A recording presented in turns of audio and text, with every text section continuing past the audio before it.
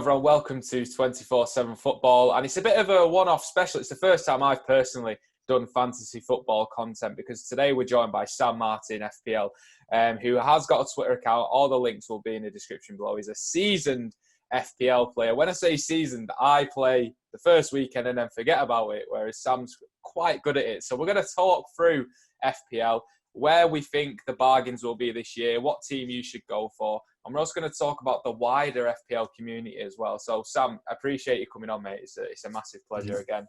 No, thank you. Thank you for having me, mate. We did some Leicester stuff before. I'm glad to be back. It's nice to speak to you again. It is, yeah. And I think it's glad we're not speaking. Well, you did sign someone today, actually. So we could have spoke about that, but we'll speak. Maybe he comes up in FPL. Who knows? But you've grown quite a following on Twitter and social media from your FPL, and it's been pretty mad to see you rise and how many numbers you're doing now in terms of social media, and people really seem to look up to you in terms of FPL. But how did you sort of get into it, but to the fact where you thought, you know what, I could really do something with FPL because I'm actually quite good at it? Yeah, so I think I've probably for a number of years played it like yourself, you know, like if I do well, then I'll stick it out, and if I'm not doing too well in sort of the leagues with the mates and that, then I just sort of pack it in. I played, I think it was about 3 years ago, or 2 years ago maybe. I sort of won the Work League and won like a decent amount of money or something, and I thought, actually, you know what, like, maybe I should take this a bit more seriously, just even if it's just to win the Work League and that. And then the following year, again, I did. I won the Work League again, and I think I was sort of top 30,000 or something. Sort of taking it sort of semi-seriously. And I was actually, like you said on Twitter, I'd been looking on Twitter and following a couple of people, but not sort of massively. And then sort of last year, I saw an advert for one of the websites or something that offers sort of tips and guidance and that sort of stuff. So I signed up. I joined a WhatsApp group about FPL, and it became apparent that sort of a few of the guys in there had FPL Twitter accounts, and I thought, actually, that does make sense because I'm sure my normal timeline would get bored of me just tweeting about FPL. So I created a separate Twitter account. It probably was sort of sort of middle of last season, about February time. I created it. And then, yeah, it sort of blew up from there, really. I finished 10,000th last year. So I did well last year. Again, won the Work Leagues, which is nice because there is a bit of a monetary sort of side of it. But then, yeah, the Twitter account has sort of grown arm and legs, mainly because of the Leicester insight that I'm able and sort of lucky enough to offer. But yeah, it's a hobby of mine. I'm sure a lot of sort of listeners and watchers will play FPL and hopefully agree that it's sort of an enjoyable hobby, so to speak. Mate, I haven't done my team yet. I'm just waiting to do this video, learn some tips, and then I'm going. But just before we get into those tips and what we think, well, I say what we think, what you think for the season. You know, 10,000th in the FPL League, that's still pretty incredible. Like, it must, for anyone who follows you, do they actually know how much time and effort you actually put into FPL? Because does it get quite full time when you take it seriously?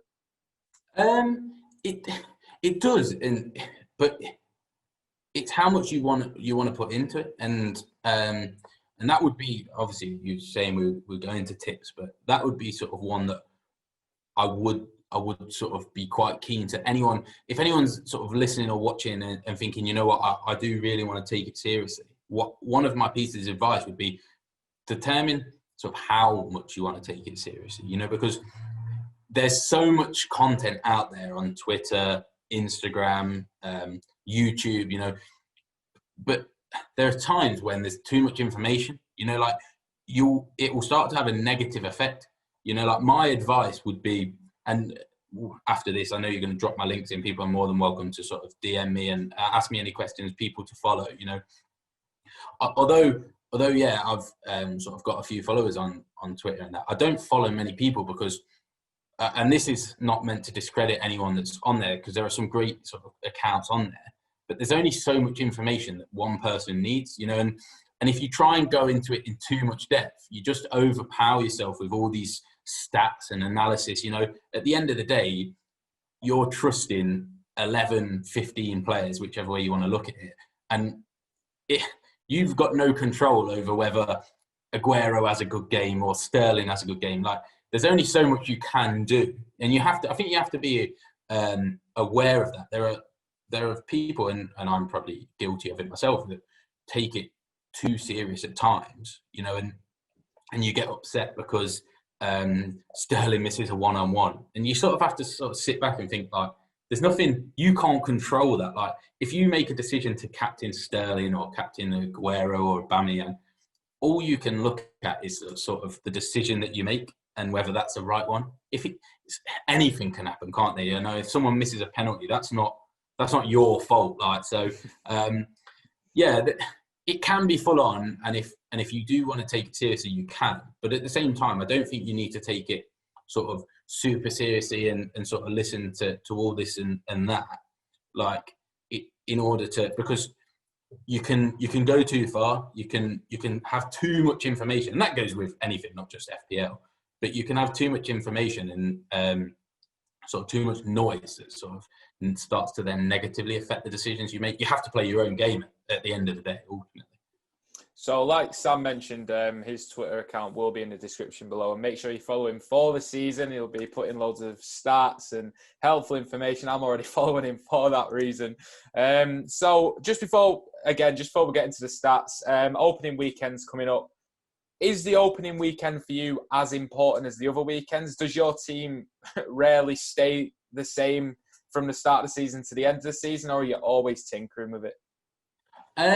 Yeah, I think it's important to have a team that you want certain players that it's kind of they're in and they're not gonna sort of disappear. So, like, obviously you get one free transfer a week for those that maybe don't know the full rules, and then any additional transfer to that, other than the sort of 2 wildcard periods, you have to take a hit for.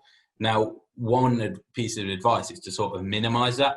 And you find a lot of people sort of, when they're sort of new to the game, they try and sort of have really good teams for every week. And they'll sometimes burn transfers and take hits and -4s, -8s, -12s. And in the long run, that's never going to work out, So having a good sort of, being able to sort of plan ahead is quite important. This first game week is going to be interesting because Man City and Man U both aren't playing. So it's how you set up for that, is whether do you want no Man U and Man City players in order to sort of have a good game week 1. Well, that is an option, but then you've got to remember that if you then want to get them in, it's difficult, So I'm not sort of set on sort of my team or what I'm going to do yet. You'll probably see me have sort of one Man U player on the bench, and then the view to sort of bring in another one afterwards. But there's still plenty of time to sort of chop and change that. But I think it's important to sort of to be constantly looking ahead, sort of it is a season-long thing. So although you sort of have an idea of where you're going, so don't be bringing in players that sort of, they might have a good game week coming up, but then it goes bad. You sort of want to be bringing in players with the view to sort of 4, 5, 6 weeks ahead. Like, that would be one tip, because if you can minimise the amount of transfers that you do, that is going to be sort of beneficial to you as a manager. Yeah, some great tips there, to be fair. So we're going to go through the positions on the pitch, and we're going to see where Sam thinks there could be some value and where he will likely go. So we'll start with goalkeepers. For you, is a goalkeeper a very important aspect of your FPL team, or do you try and save cost on the keeper position? Yeah, I'd say I do try and save costs, but at the same time, you've got to be sensible with it. there will be people out there that sort of go for someone like Edison, Allison, you know, who are going to be playing for one of the better sides. And they will be one of the big point scorers, but they are expensive. And the other thing is, because you only allowed 3 players from one team, if you have someone like Allison in, then you can only then have 2 outfield Liverpool players, you know, and that can be a hindrance to you. I will probably be going for Alex McCarthy of Southampton. I think Southampton will, and this is not just FPL wise, I think Southampton will be a dark horse this year. Maybe not as dark as probably they should be, because I think a lot of people are picking up on the fact that they could be in for a good season, but they finished the year really well. And he will be one that I would look at. Another one, Matt Ryan at Brighton. If they get sort of playing decent football, you probably want someone you probably want to pick a keeper and look to stick with them for the season. You know, I wouldn't be wasting transfers on keepers. You know, last season I spent most of the season with Dean Henderson in goal. A lot of people had Nick Pope in and just sort of left him. You know, like if you try and get a bit too clever with keepers, and that's another thing. There will be people who say have 2 keepers. You know, like so have Alex McCarthy and Matt Ryan, but I would sort of go against that, because I think it's just a headache you don't need like that. Because how many times do you think, Southampton at home but Brighton away, I'll go with Alex McCarthy, and then all of a sudden Southampton lose, Brighton draw 0-0 or something, and that's just an issue you don't even need to have. You might as well just negate that issue, pick your keeper, and just stick with them through thick or thin. So after the goalkeeper then, formations, is that a big point for you? What's your preferred formation, or do you think any formation's fine? Yeah, different people are going to have sort of different opinions on what they want to do. I think this season with the talent in the midfield, I probably will be looking sort of into that midfield. You know, that's where, for me, that's where your game changes are, especially with, they've now made Aubameyang a midfielder. So you've got Aubameyang, Salah, De Bruyne, Sterling, Mane, Fernandes. You could just reel them off. So that would be, for me, where I would look. I try not to spend too much at the back as well. That being said, defensively, you're probably going to want someone from Liverpool, you know, whether it's Trent or Robertson, maybe both. I might go with both. So they would be the key options. But then you can pick up. There are some good sort of ones that you'll be able to pick up. James Justin at Leicester and I'm not going to get started on Leicester because I'm not too keen on how we're going to do this season. But he's good value at 4.5 million. Sort of Ben White at Brighton, Lamptey, they're both 4.5. You know. There's a young lad for Palace that's 4 million might play. You know, Leeds have got some good defenders, 4.5, 5 million. So I would say, sort of defensively wise, you probably want to go maybe a couple of premiums, someone like Trent, someone like Robertson, Van Dijk, and then sort of be able to pick up the cheaper ones. You know, last year everyone had Sheffield United defenders because they turned out to be defensively really sound. And then I'd be looking to sort of bulk my midfield, have some big hitters in that midfield, because there's so much talent in there this year, probably too much. And then I'd be looking sort of lower price up front, I think. So who are your go-tos then, midfield-wise? I mean, there's the obvious, isn't there, which is like Kevin De Bruyne, Mo Salah. Like you said, Aubameyang in midfield really throws up a curveball, doesn't it, for FPL? But where are you going? It's difficult because De Bruyne doesn't play in the first week, and then I think they've got a difficult game second week, and then they play Leicester at home third week, but they'll batter us. So I will be getting in De Bruyne for that third week. I really like Salah. He's just Mr. Consistent, isn't he? And I know at times he's so frustrating to watch, but from an FPL point of view, he scores points every year, and he's on pens. You know, he's one of those people that you can play him, you can forget about him. Aubameyang, another good one. He's maybe a touch expensive for me at 12 million. The problem you have to remember as well is with the captaincy is massive. And for someone like Aubameyang, I'd look at Aubameyang and think, how many times am I going to be confident enough to captain him? You know, because someone like Salah, you know, Liverpool at home to anyone, you go, yeah, chuck it on him because he's destructive, you know. Same for De Bruyne, Sterling, you know. If Man City are at home to Fulham and you've got one of their sort of midfielders in De Bruyne or Sterling, you've got so much confidence to go, right, I'll chuck it on him. Don't get me wrong, Aubameyang scores well, but I don't feel like he scores in big hauls. So I don't know personally how often I would captain him. And I think he's maybe then a waste of someone to not captain. You know, I think this season there's a lot of value in Pulisic. I think he's at Chelsea building some side. And I think he's going to be the one. And then the other one where there's a lot of value if he does get game time with sort of David Silva's sort of leaving Man City is Foden.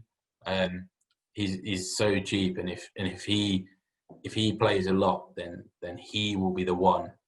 And then even at Leicester, like James Maddison's 7 million. You know, if we really kick on and start well, then all of a sudden he's a player that will be taking free kicks. You know, he's involved in the game. So, I think for my advice would be for someone to sort of get on and just play around and have a look what you think. Because at the end of the day, like, no matter how much you listen to me, like, the fun of FPL is sort of you making your decisions and playing your own game, you know, like, and that would be another tip that I would give.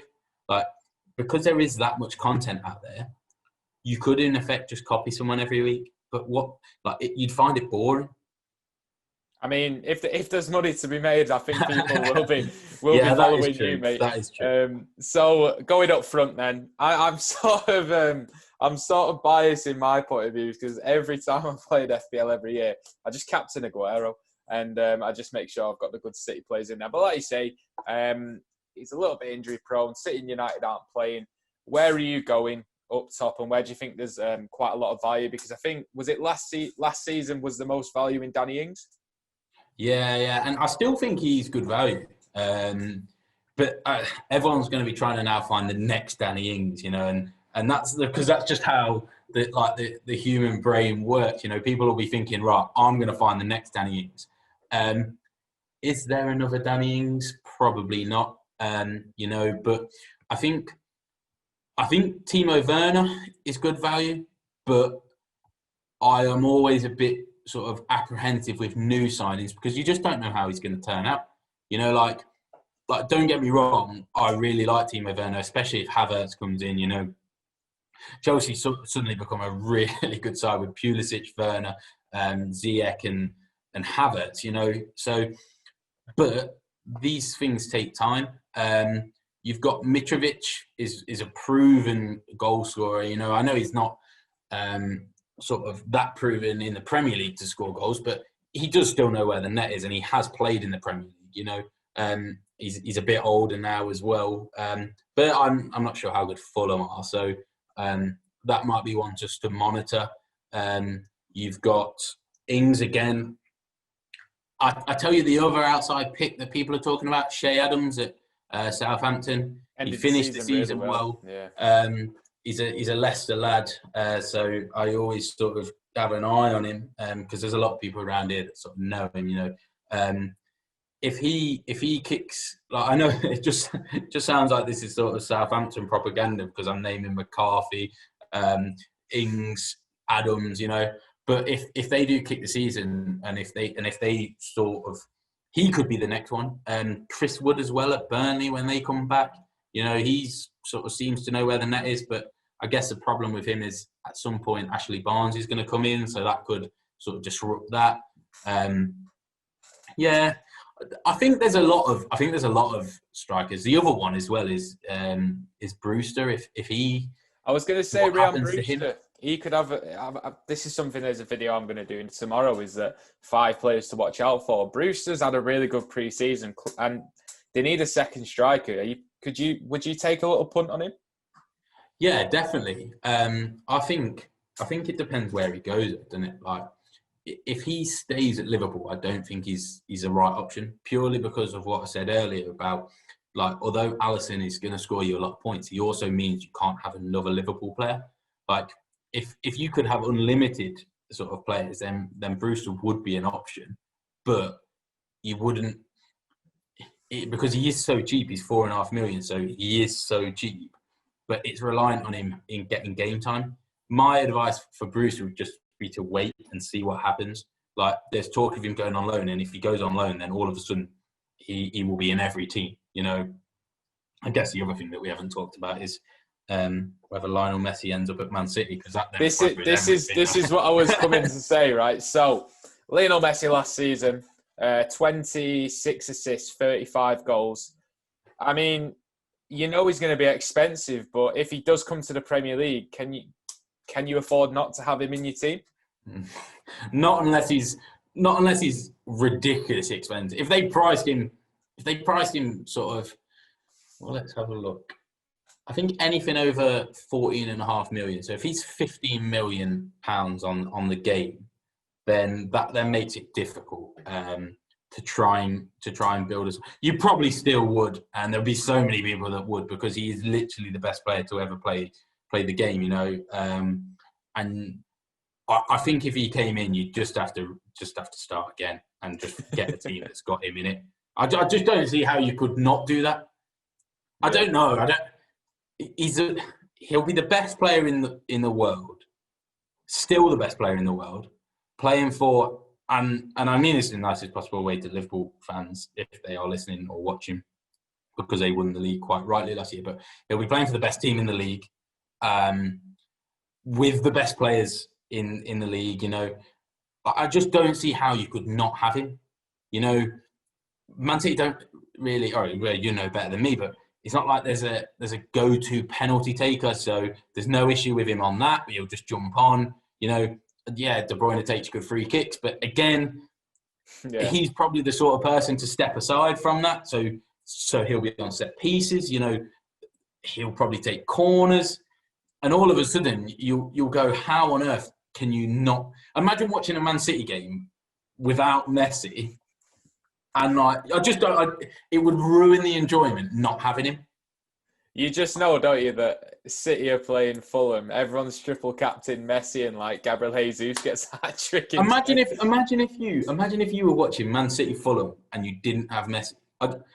You wouldn't even be able to watch it, because every time he touched the ball, you'd be like, oh my God.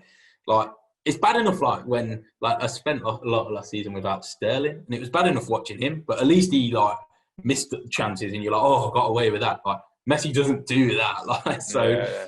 I think you just have to I think it'd be a 14-player game. You just have to have Messi. He stays in for the rest of the season, and then you just sort of pick a side around him. So that's the positions that we've gone through. Where do you think, in terms of the teams that have just come up, because you do say that it's sort of hard to pick from teams that have just come up, but Leeds seem like they've got a few decent players. You know, Pablo Hernandez certainly screams to mind when you think of Leeds. You've got Calvin Phillips as well. Is there any dark horses that you think could become good buys throughout the season?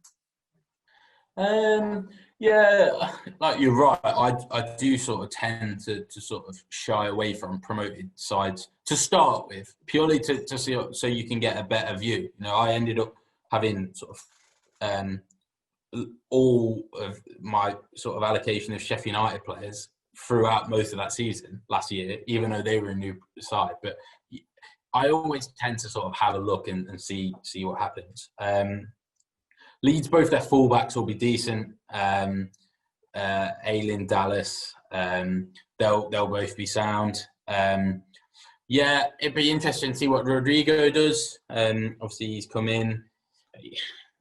He's not known for sort of massive sort of goal scoring sort of ability, but he is a consistent player.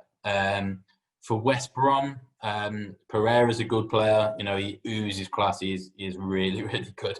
And they just signed Has it gone through today? The Diangana signing from West Ham. No, it's not gone through yet, but it's close. It's close. And I've not watched loads of him, but I'm not too sure what West Ham are doing because I do really like him. So I think both of them will pick up momentum. And then for Fulham, I think defensively they're probably a write-off. But sort of Mitrovic is cheap and he'll be their talisman. You know, he takes pens and they'll rely on him this season if they're going to be successful. So I would say that would probably be my list of sort of players. I will be keeping an eye on them.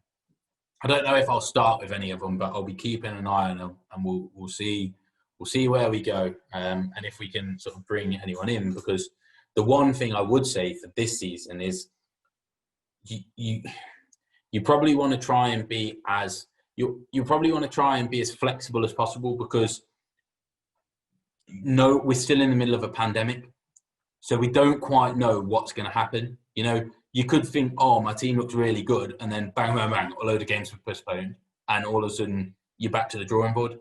So there'll be people that sort of look at sort of a really early wild card, which is when you get unlimited transfers, in order to sort of get all the Man City and Man U players in, because they're not going to start with them because they're not playing in game week 1. I would sort of, my gut feeling is to sort of go away from that, purely because I feel that you want to have that flexibility.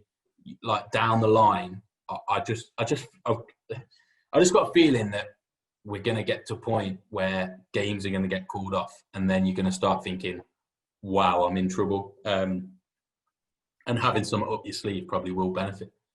So explain, because there might be a few people watching. I know there's not many people who don't play FPL, but if there's anyone who doesn't really understand it properly. So the different cards that you can use, you've got the wild card, you've got the free transfer and stuff like that. And the triple captain, of course. Just explain what they are and when you think would be the best time to utilise them. Yeah, so the ones you've got is so every week you get one free transfer, and you can use that. If you don't use your free transfer in a week, then it rolls over. So the next week you get 2 free transfers, which can be quite beneficial. But then it doesn't then become a third. So the 2 is the cap. You get two wild cards throughout the course of the season. One in the first half of the season, I think it's up to game week 16 this season, and then one in the second half of the season. That's when you get unlimited transfer. So you can make as many transfers as you want, and you can just sort of remake your team, really. There's a triple captain. So every week you get a captain who gets double points. The triple captain gets triple points. You can use that once throughout a week, throughout the season, sorry. So make sure you don't just use it in the first week thinking that you've got to use it, because once you've used it, it's gone. You have the free hit.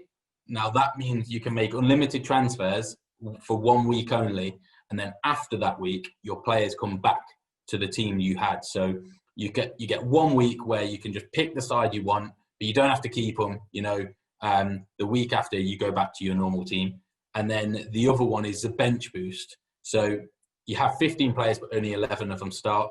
On the bench boost, just for that week only, all your players on the bench score points.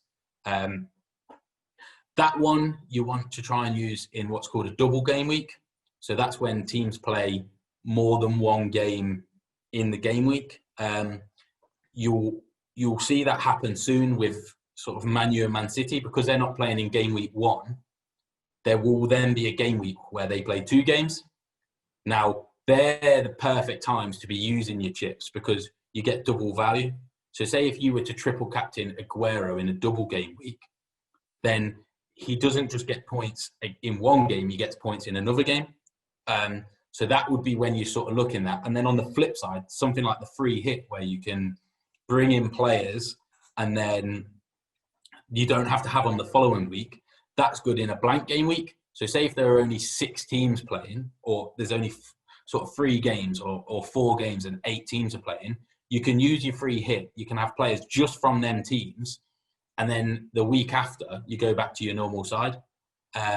So that would probably be the best thing best thing to do, you know. And throughout the season, more and more things will happen when towards I like to keep my chips towards the end of the season, because when the FA Cup quarterfinals, semi-finals start clashing with games, you know, you get a lot of blank game weeks or European but this year is going to be a weird year because of the coronavirus and the ability that could have in losing games, you know. We're already seeing players coming down with it. Like, even as a Leicester fan, there's a few of our players that haven't really been seen in pre-season yet, and you're thinking, oh, is everything okay? Like, have they been on holiday and they're isolating?